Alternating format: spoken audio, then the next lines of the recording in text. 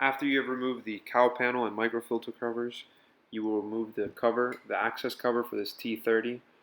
Pull this T30 out completely. It runs from the firewall into the heater core. On some models, if you have a motorsport, you have to remove the airbox to access this bolt.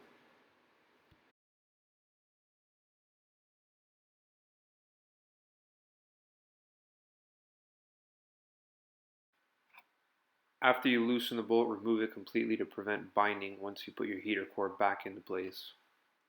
It has a little retaining tab that holds the bolt in place, but you want to pull that bolt out completely.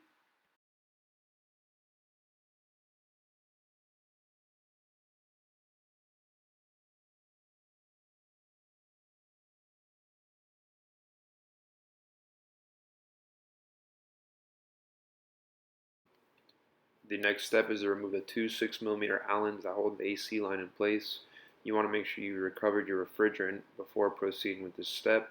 After you have the two AC lines removed, there will be two T30s that hold the expansion valve in place.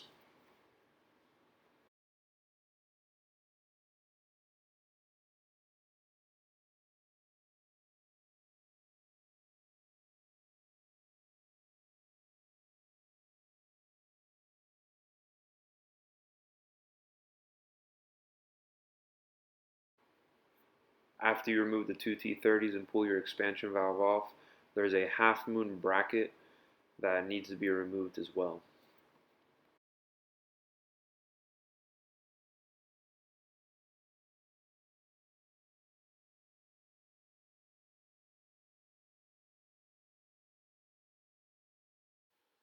The next step will be to remove the two coolant lines that run to the heater core. The top one you can access with needle nose pliers. It's a regular squeeze clamp, and the bottom coolant hose is a C clamp. You can access it with a pocket screwdriver.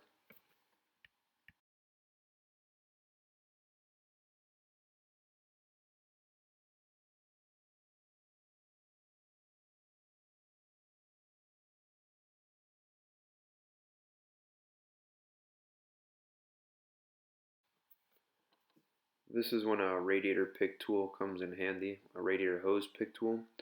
You can get in behind the top hose and break it loose all the way around.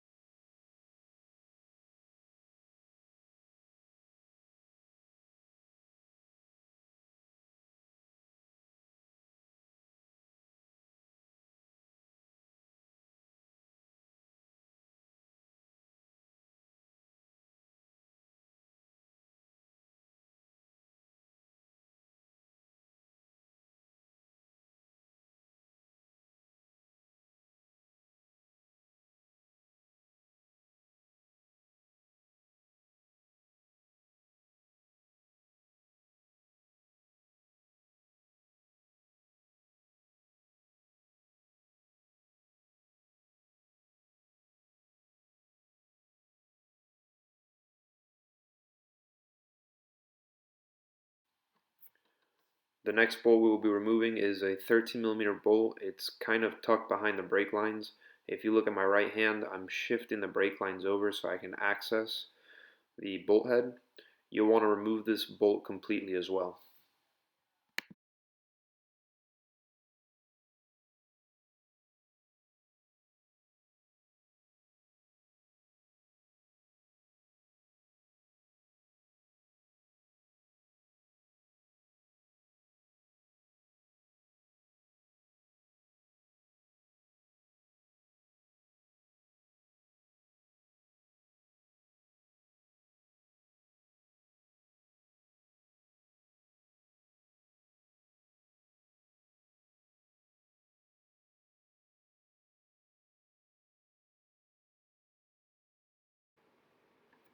What you'll need to do here is just gently pry with your plastic pry tool around the cup holder trim, and then you can go separating it with your fingers.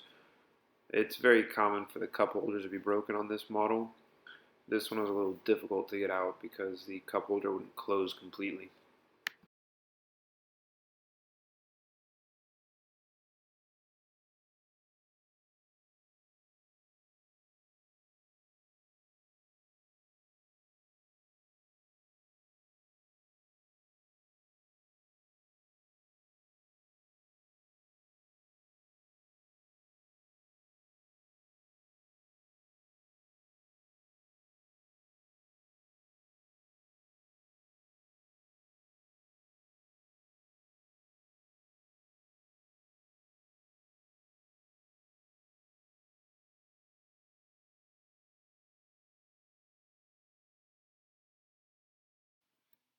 When these cup holders break, the spring sometimes falls down, and it'll stop you from being able to pull the cup holder completely out.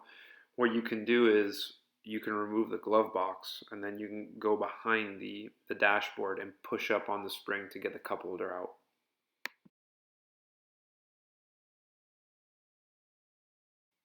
To remove the glove box, you'll have to remove the footwell trim first. It's two T20s and one on each corner.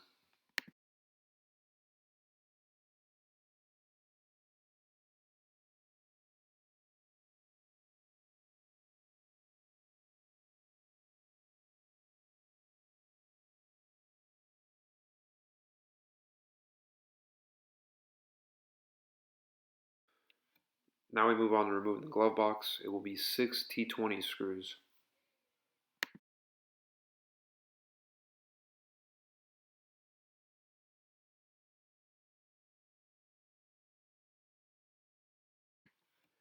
Once you have the glove box out, you have to disconnect the harness and remove it from the hold down tabs.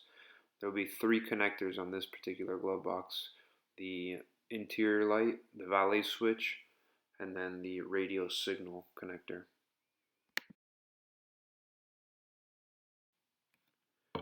Now that we've gained access, you can go back behind the glove box and you can push up on the retaining spring that's keeping the cup holder from coming out.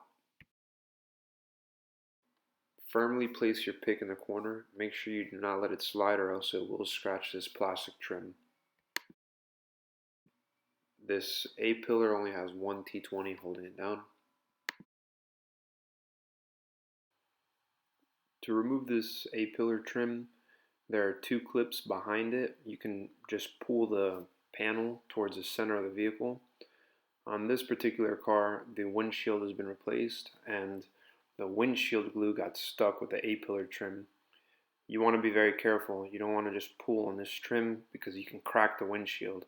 So what you'll have to do is, as gently as you separate the trim, you'll go with a box blade behind it and you'll go cutting the glue off of the A-pillar trim. You'll want to be patient while you're removing this trim. It's wood grain and it does crack easy. The key to it is you want to separate it a little bit with your plastic wedge tool and then go in behind and push against the inside of the wood grain, not against the corner of it. If you push against the corners, then you'll crack the wood grain. The next step will be to remove the hazard switch. The easiest way is to push along the top and the bottom of the switch from behind, and then you'll have 2 connectors that you just apply a little bit of pressure, pull back. They don't have any release tabs on them. Depending on your model and what options it has, you'll have a central information display screen. In this vehicle, it was 2 T10s. On some other vehicles, they are T20s. After you remove the 2 torques, you will remove the screen from the top first. You're going to kind of pull it down and then angle it up.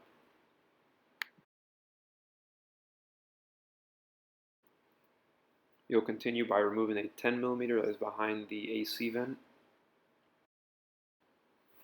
We have 1 T20 Torx here that holds a dashboard. There is another one that is behind the central information display screen. The next step will be to disconnect the airbag connector. You'll need a pocket screwdriver to release the retaining tabs. There's 1 on each side of the airbag.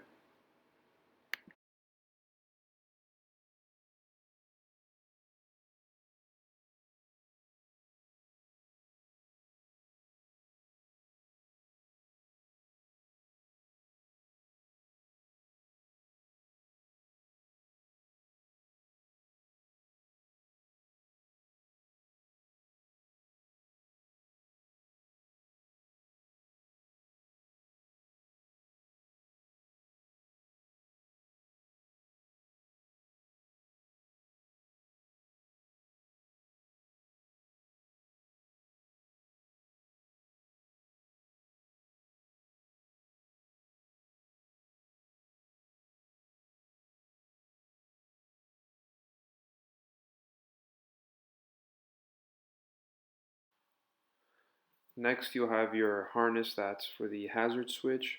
There's a plastic retaining tab that holds the harness in place. go with your little pry tool here and disconnect it, and then pull it towards the bottom where the glove box was.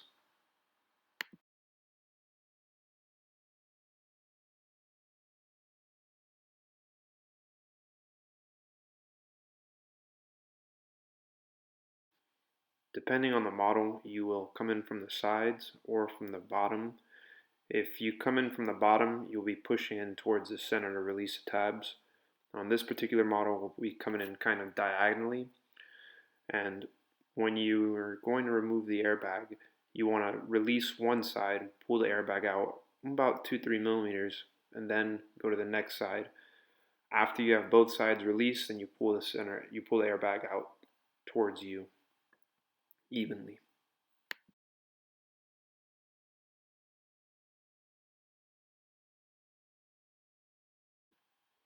These clips for the airbag are exactly the same as the passenger side, so if you want, you could start with the driver's side just so you have a better visual on them.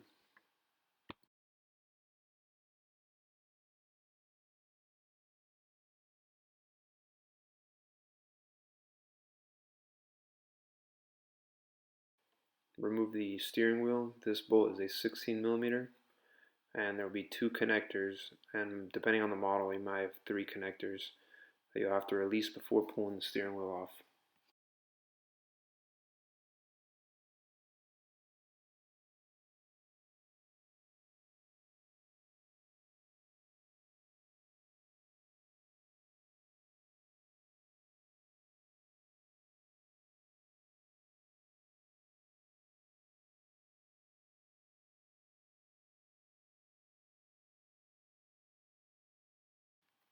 Next, you will use your plastic pry tool to separate the upper trim on the steering column. This one just pops directly up, and then you have 2 tabs on the side we have to release.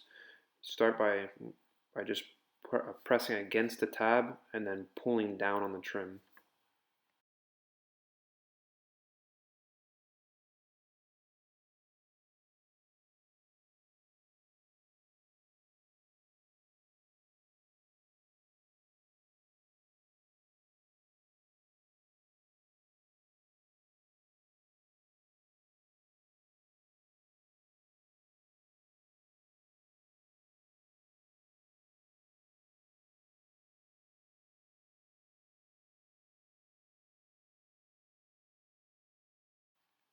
Here you can see the 2 tabs on the side that you'll have to pry against.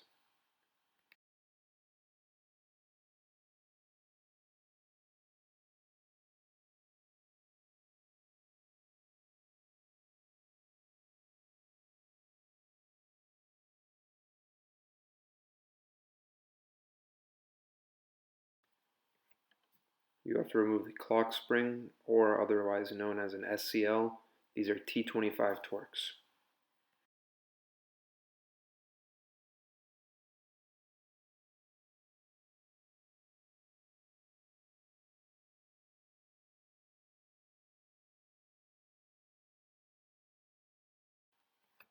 You'll have 2 connectors in the back.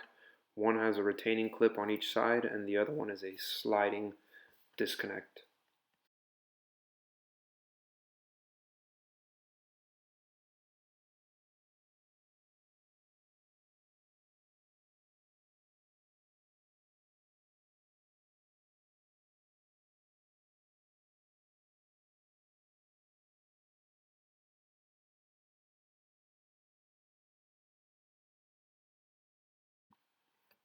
Remove the cluster. These are also T10s.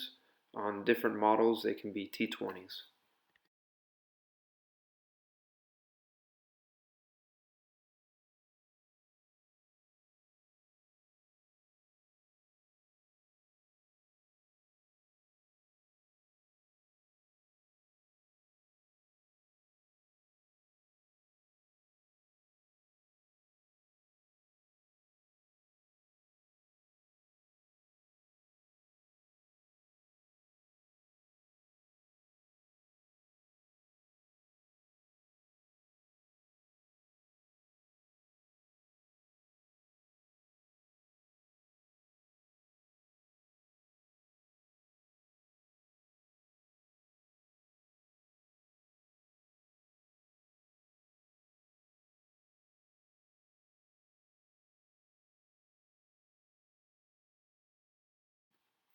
Remove the IHK AC control panel. This one has a retaining clip on each side. It has no screws, no bolts. It just pulls straight out towards you.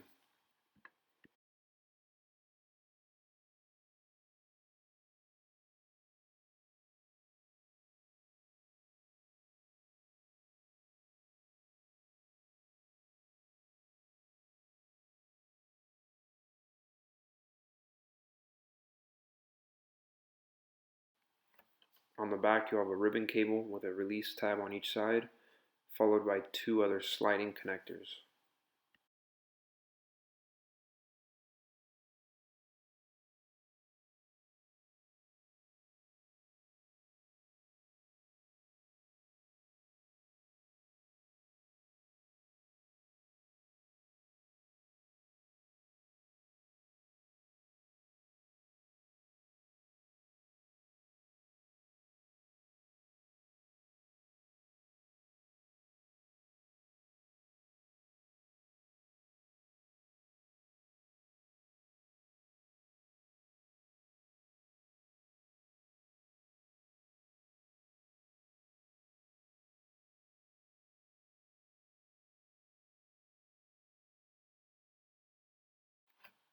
Remove the radio trim.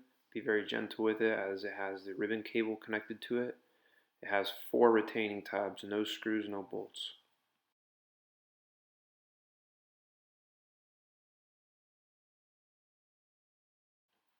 Remove the radio. These are 4 Phillips.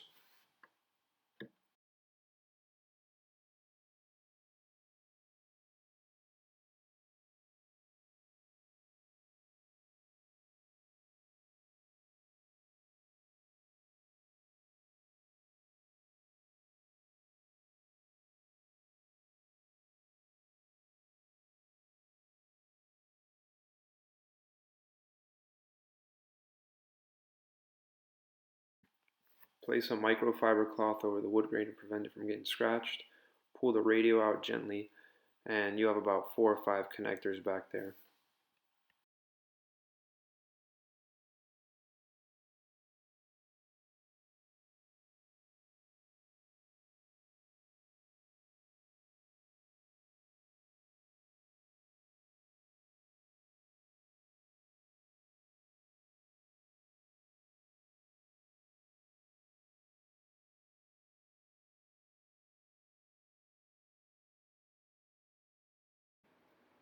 Remove the trim for the key slot. You can come right behind it with a pry tool and it just slides straight towards you.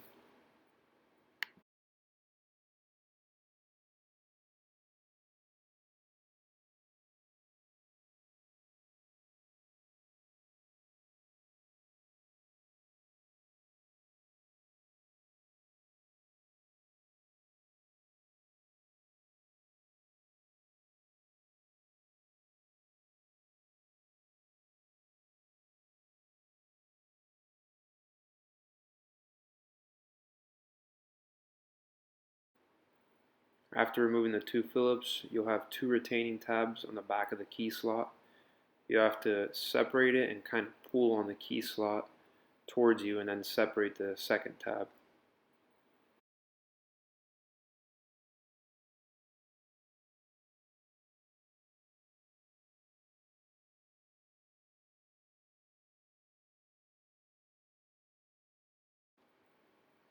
Remove your driver's side AC vent.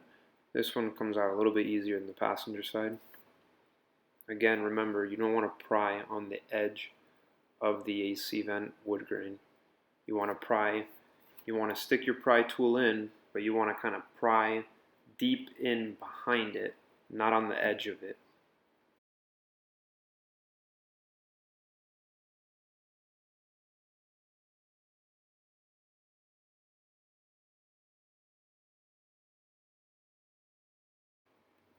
You have another T20 here that was behind the AC vent. Next, you remove the 3 T20s on the driver's side footwell trim. After you remove the panel, there's one more T20 on the left side that holds the dashboard in.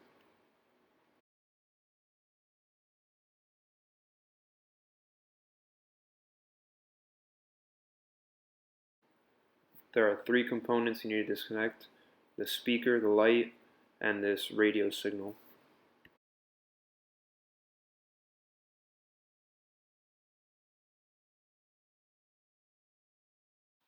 To remove the shifter boot, you'll pull gently straight towards the ceiling of the vehicle.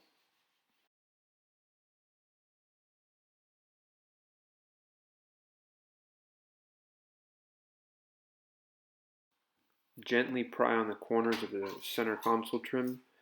You'll need to start from the back of the trim, lift it up first, and then separate the front clips. You have to pull the trim towards the center of the vehicle. If you pull directly up, you'll break the corner tabs.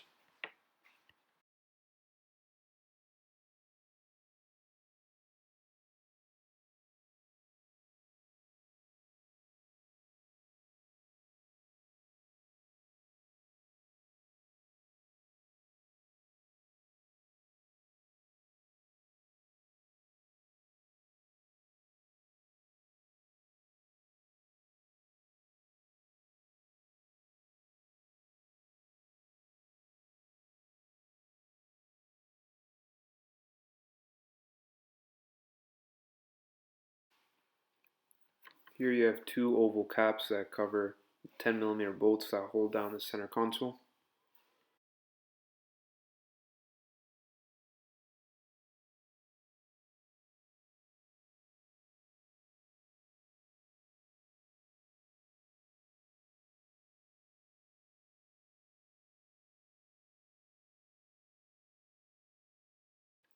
Remove the parking brake trim. This trim you just pull directly towards the front of the vehicle to remove it.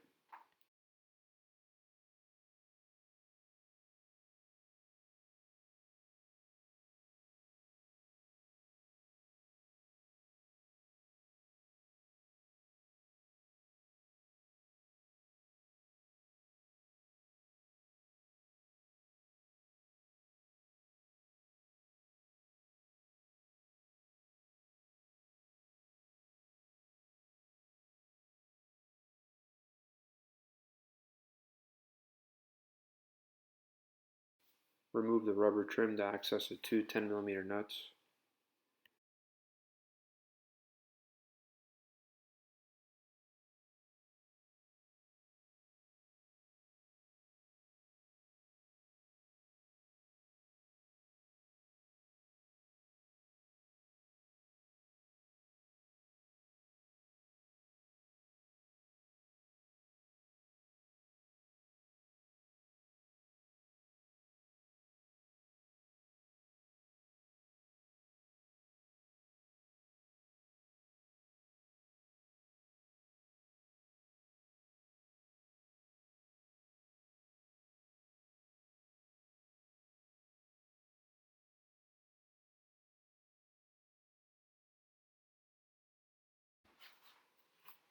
There are two T20 Torx that you have to remove here.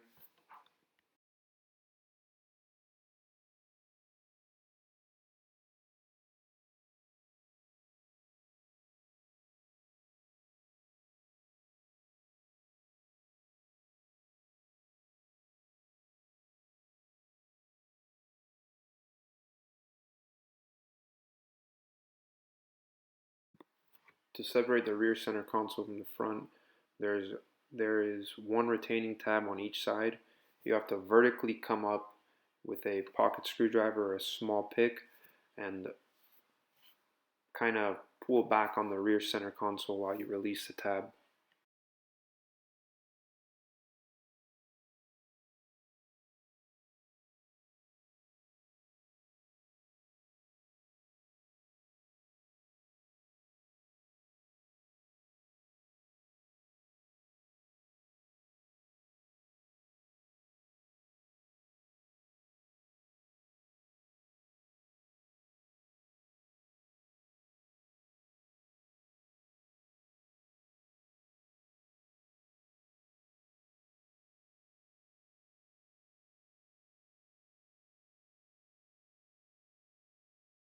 Remove the two 10mm nuts and disconnect the harness of the front center console.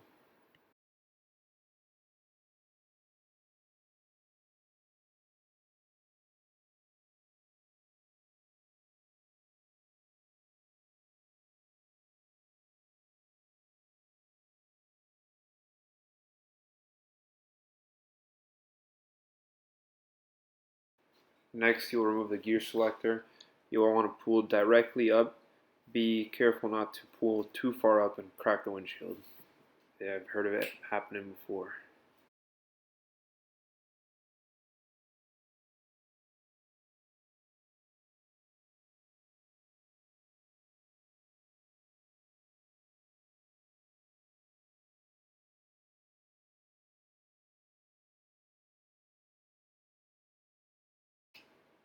You'll have two 13mm bolts you have to remove, and then you'll have to separate a harness hold down on the passenger side.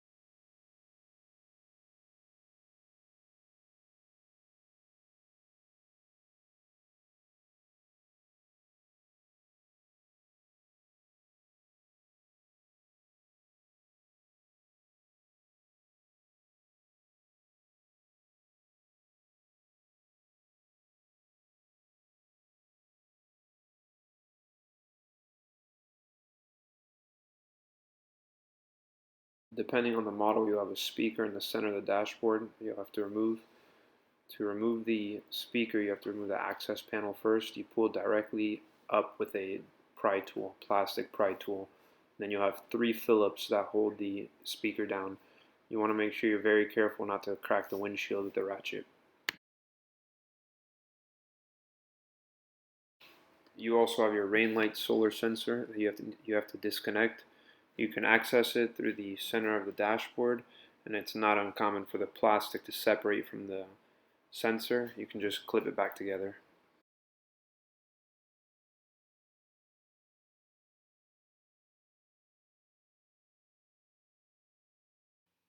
Remove the two 13mm nuts that hold the cage to the firewall.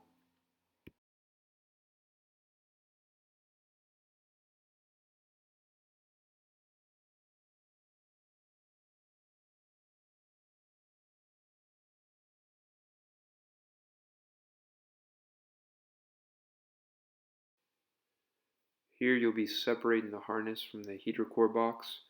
There are three spots where you have to release the harness hold downs.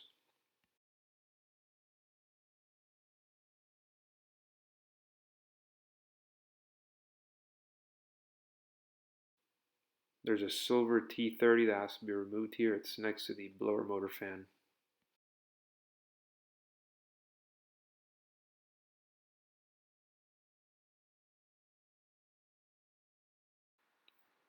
Next, you remove the two 13mm that hold the heater core to the cage.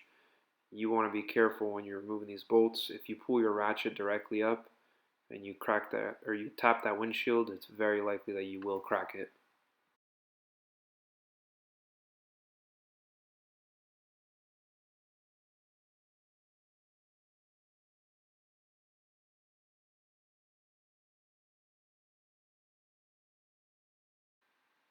To remove this styrofoam piece, there's a plastic 10mm screw on the top, and if you see here on the back side, there's another screw, but it does not have a head on it. So you basically have to just tear that styrofoam to get that bottom bolt out or bottom screw out. There's no other way around it.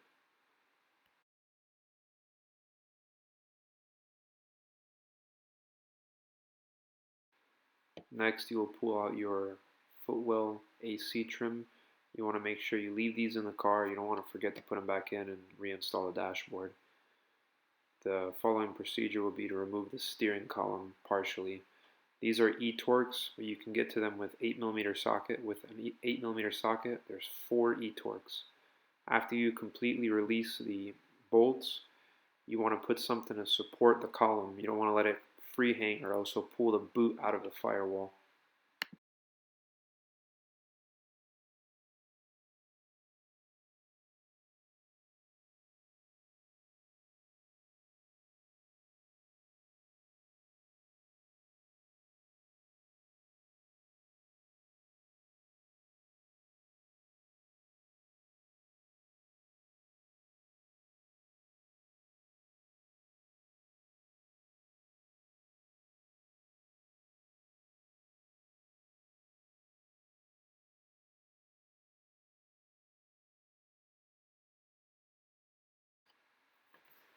Remove the 4 bolts that hold the cage to the firewall.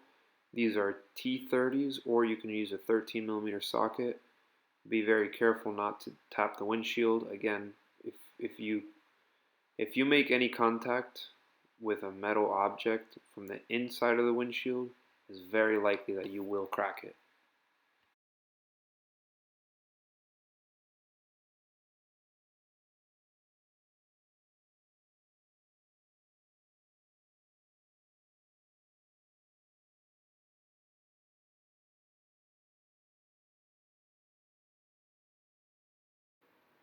Remove the two 13mm nuts. There are 2 of them that hold the cage to the firewall.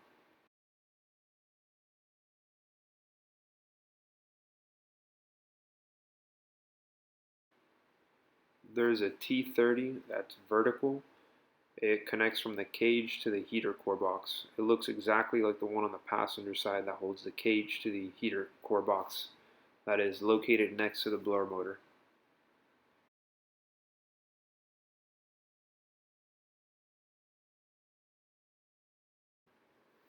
Be gentle when you're removing the cage. If you pull up too hard, you'll make contact with the windshield, and you already know what will happen.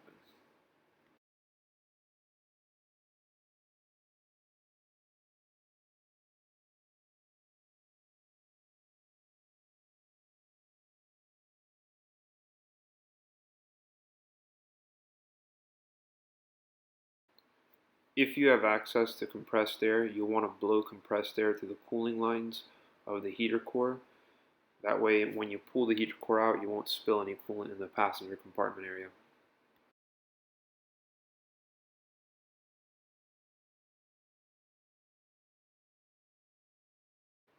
Now that we have the heater core out, we need to pull the evaporator out of it. You'll start by sliding the seal off. Place it somewhere next to your screws. You don't want to forget to reinstall that seal, or else you will have to disassemble the complete vehicle again. These are all T20s.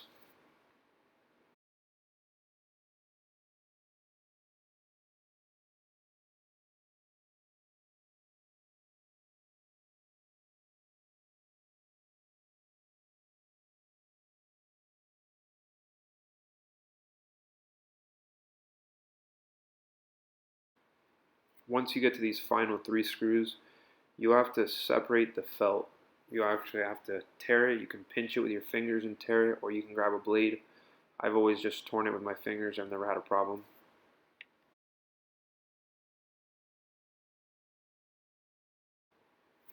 If you're using an electric tool, you want to be careful that your bit does not touch the felt.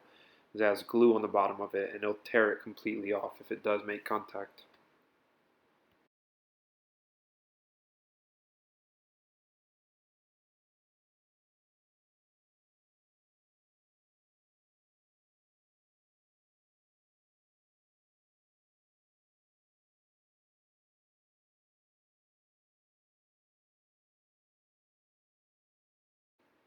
Here you'll have one final trim you need to remove. There are little separating tabs, and the trim pulls directly up, and now you can pull the evaporator out of it. And you can see this one's been leaking for a very long time.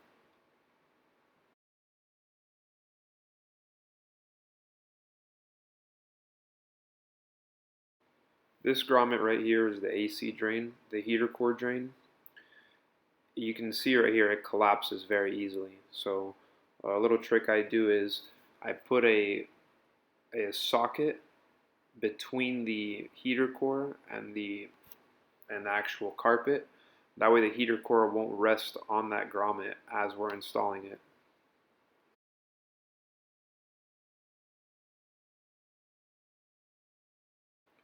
Before installing the heater core, you want to lubricate where the AC lines and the heater core lines run through. That way the lines don't get stuck through the rubber grommet.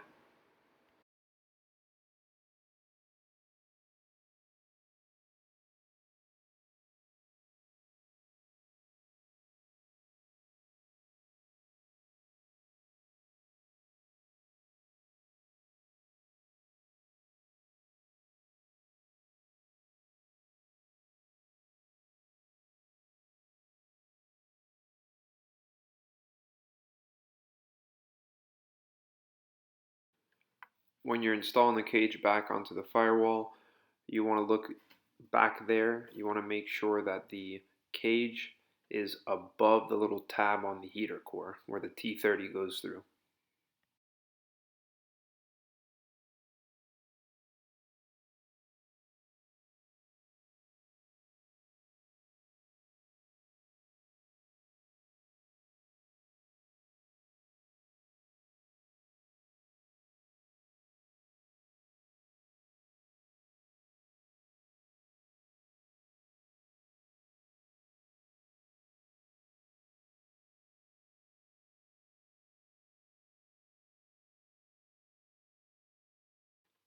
Reinstall the 13mm bolts that hold the heater core to the cage.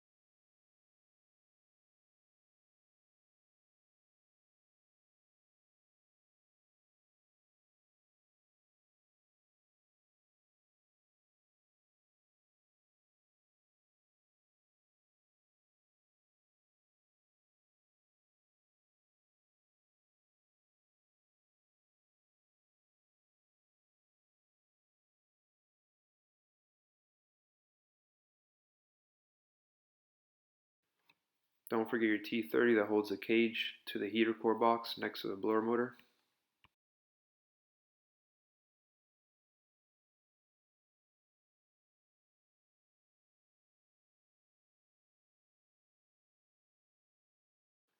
Now that the heater core is supported, you can remove the socket. You want to do a visual and make sure that grommet has not collapsed.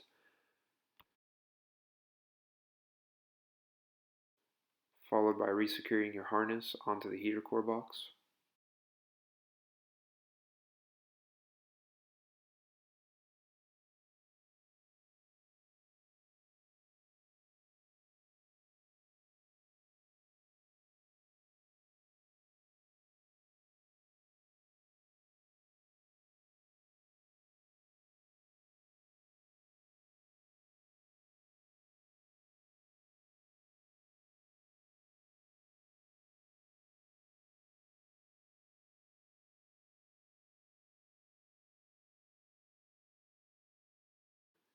You'll hear me say this multiple times over and over, and it's because windshields are not cheap. When you're installing the four T30s or 13mm that hold the cage as a firewall, be careful here because a little slip and it can be costly.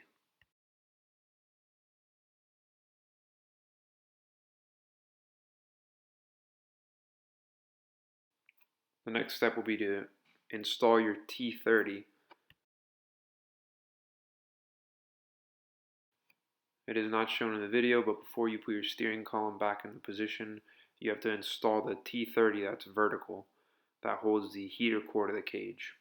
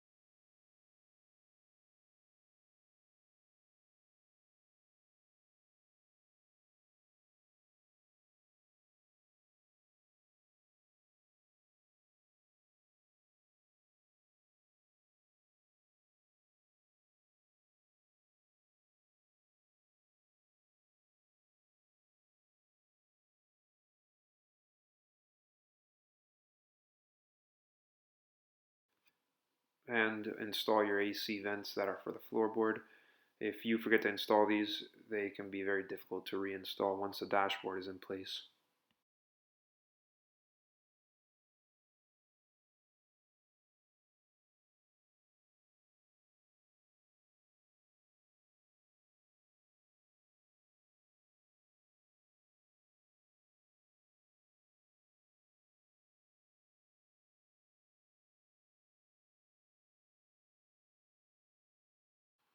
Make sure you do a good visual before installing the dashboard. Make sure you don't have any extra bolts laying around.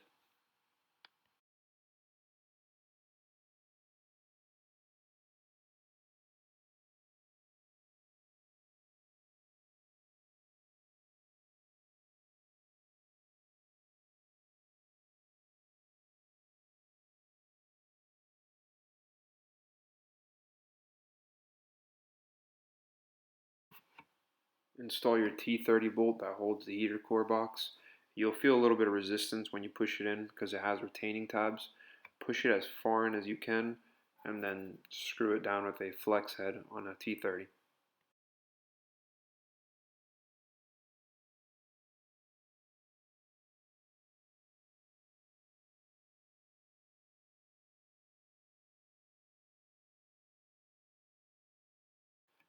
You see where I'm positioning my hand on the microfilter housing.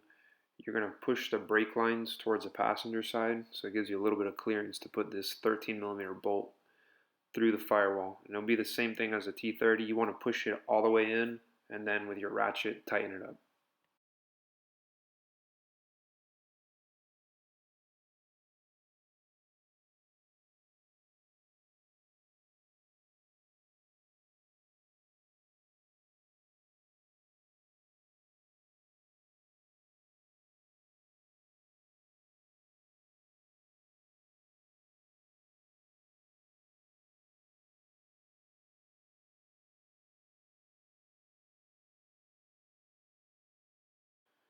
Reinstall the half moon looking bracket for the expansion valve hold down.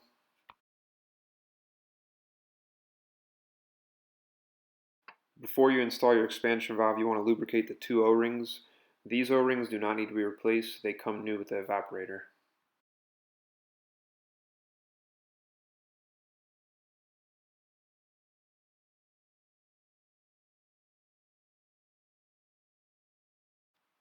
The O-rings in the engine bay that connect to the expansion valve will need to be replaced.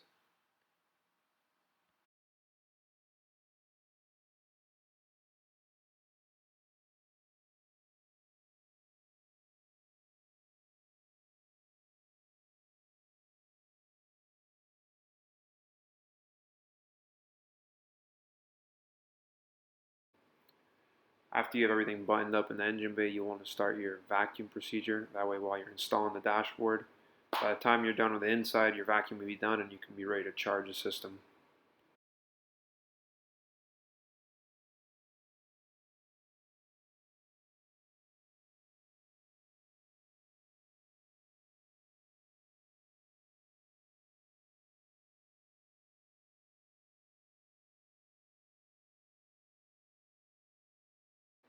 If you do not have an AC machine, you can use R134 gauges with a vacuum pump connected to them. You'll place the system under vacuum for about 45 minutes to an hour. Before you place the system under vacuum, make sure you replace the schrader valves. They are very common to leak a little bit, and if you already have the system open, now is the best time to take advantage of replacing them.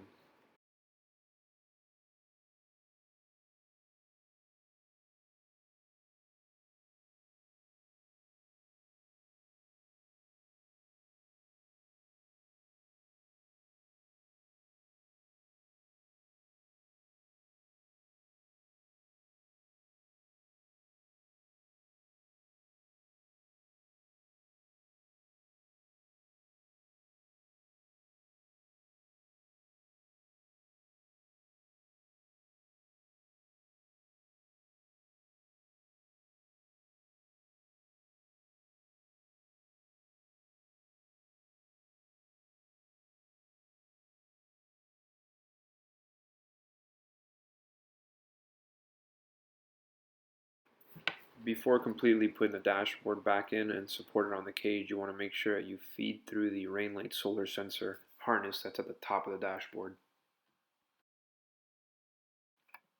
Don't forget to connect your passenger side airbag and pass through the hazard switch harness that's right behind the AC vents.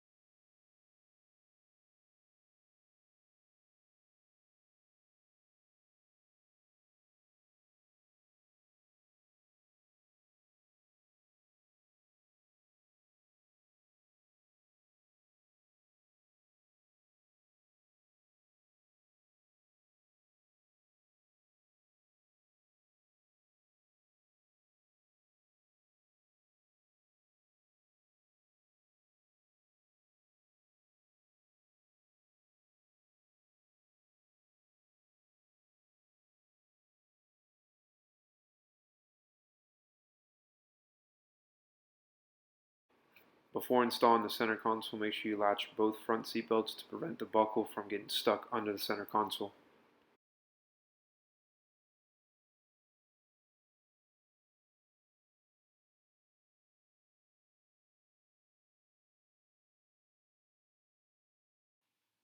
Before installing the center console, you want to make sure you reinstall the front center AC duct.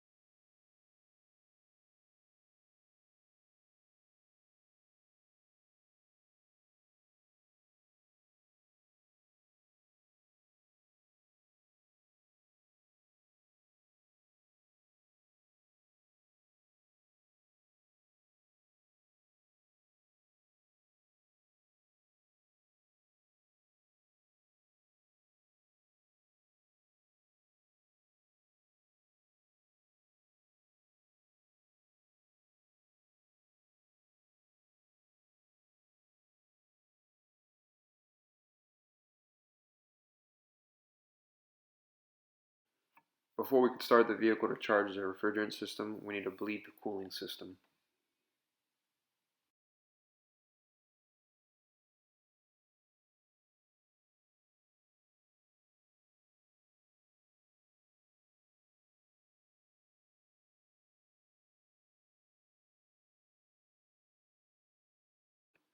After you've filled the coolant reservoir, you will turn the ignition on, engine off. The AC settings will be set to max heat with the lowest fan speed. This will activate the water pump and begin the bleeding procedure. You want to make sure you have a battery charger connected.